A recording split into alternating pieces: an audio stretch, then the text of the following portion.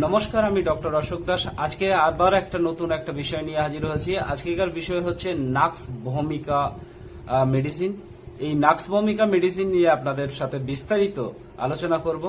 তার আগে বলবো যে আমার চ্যানেলে যারা নতুন আছেন তাদেরকে বলবো অবশ্যই আমার চ্যানেলটিকে সাবস্ক্রাইব করে রাখুন এবং ভিডিওটি যদি ভালো লাগে লাইক, কমেন্ট এবং অনেক বেশি শেয়ার করুন। তো হলে আপনারা কিন্তু সম্পূর্ণ নাক্স ভূমিকা সম্বন্ধে জানা থাকলে আপনাদের চিকিৎসা করতে কোনো বাধা আসবে না। এবং যারা ঘরোয়াভাবে যারা মনে করছেন যে না আমার এই সিমটম গুলো আছে, আপনারাও কিন্তু নাক্স ভূমিকা খুব ভালোভাবে সুন্দরভাবে ব্যবহার করতে পারেন। তো চলুন জেনে নেওয়া যাক নাক্স ভূমিকা বৈশিষ্ট্য কি, কোন কোন সিমটমের ক্ষেত্রে আমরা বুঝতে পারবো যে এটা নাক্স ভূমিকার পেশেন্ট, বা নাক্স ভূমিকা কোন কোন জায়গায় দিলে আপনাদের তুরন্ত রেজাল্ট হবে। যত জটিল সমস্যা থাক কিভাবে নাক্স ভূমিকা থেকে রিকভার করতে পারেন।